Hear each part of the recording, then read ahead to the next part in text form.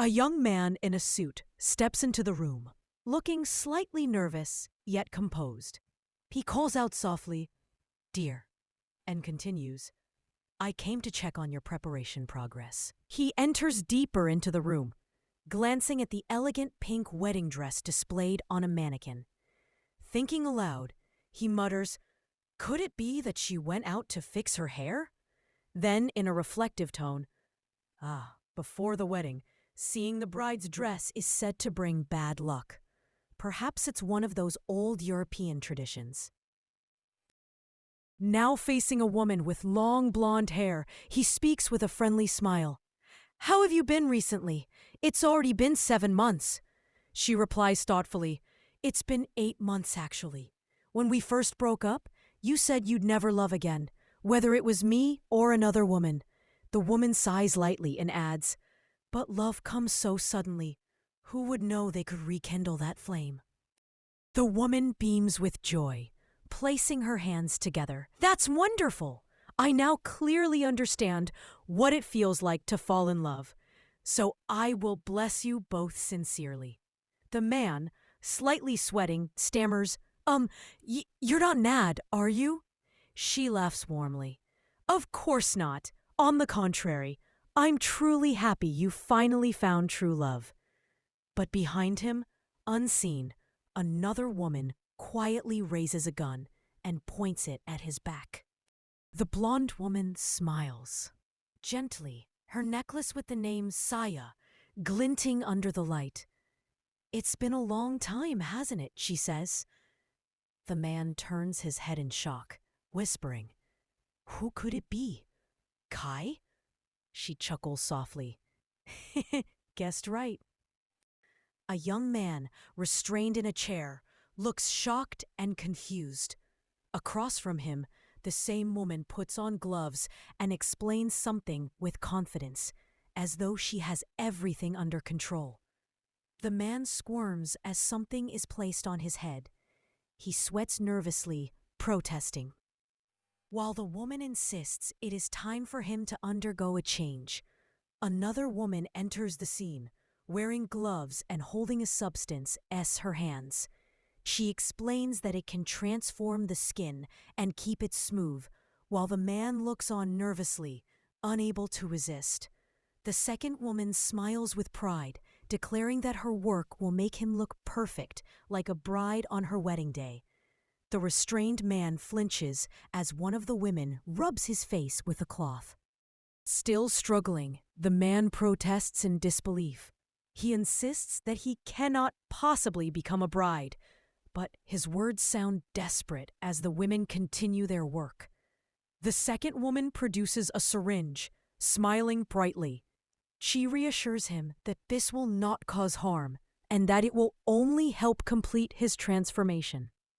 Holding the syringe, she announces with cheerful determination that it's time to say goodbye to the masculine traits within him. The man panics, crying out in fear, but the woman proceeds, injecting the substance into his arm. His voice echoes in the room as the transformation process begins. The boy, wide-eyed and blushing, feels strange sensations taking over.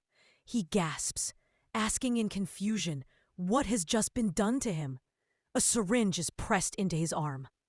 The woman explains that this second injection will change his voice and speed up the transformation. The blonde woman smiles confidently. She notes that his voice now sounds sweet, but remarks that his face still needs to match it. She declares it's time for the next stage of the makeover. The boy trembles as makeup tools are applied to his lips. The woman warns this step might sting slightly, since color is being fixed into place. Another tool is brought to his brows. He squirms, but she tells him not to move. Precision is needed to reshape them. With his eyes shut tightly, he pleads faintly as color is brushed across his eyelids. The transformation continues despite his resistance. He slowly opens his eyes, now adorned with long lashes and shimmering makeup. Shocked, he whispers, asking what has been done to him. The blonde woman holds up a wedding dress with a gentle smile. assuring him that he will look stunning once he wears it.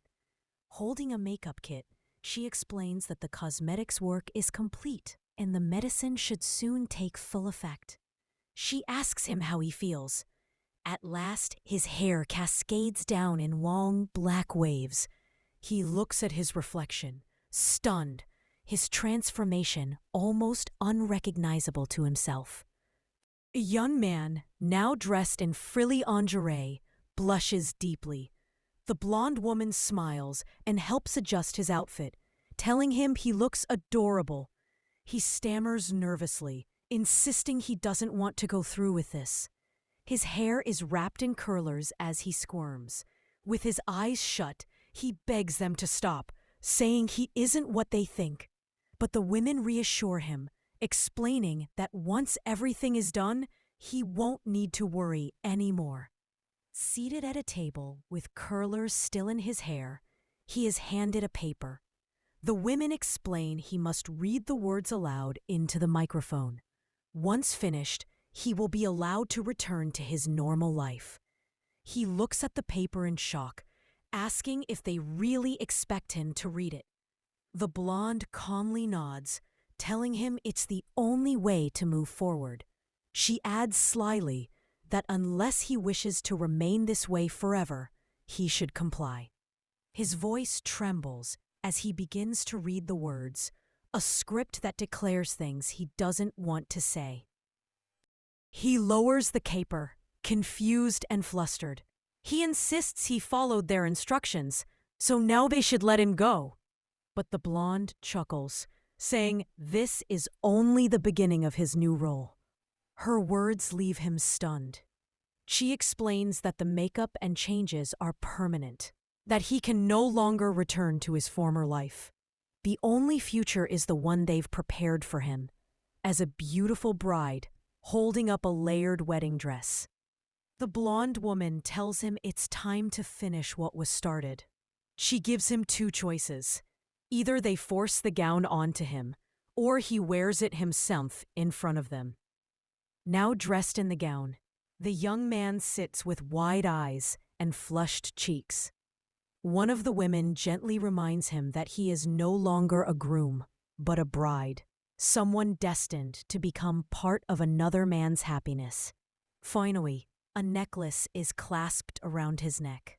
One of the women, as the gown is tightened around his waist, the boy looks into the mirror in shock. His voice trembles as he asks if he looks cute. The blonde smiles brightly, assuring him that of course he looks adorable. She adds that deep down, he also seems to enjoy this new self being revealed. Standing before the mirror, his face flushes red. He whispers that he likes it, but quickly tries to correct himself, insisting it feels wrong, since he is supposed to be a man. Clutching a bouquet of flowers, he shakes his head, torn between denial and desire. He admits that he cannot stop himself. He wants to become a bride. The blonde nods knowingly, holding up a small vial. She tells him that if what he feels is true, then just like falling in love, one never knows when it will happen. It simply does. His curlers are removed, and his dark, wavy hair flows freely over his shoulders. He gasps at the sensation, closing his eyes as he admits how peaceful and calm he feels. As his hair is arranged into an elaborate bridal style, doubt creeps in again. He nervously wonders whether anyone could love him like this, or why he himself wants it so badly. The women reassure him that this is destiny. They tell him not to be afraid, because his bright, blushing face is proof that this path belongs to him. Now veiled and adorned, he looks at his reflection with wide eyes.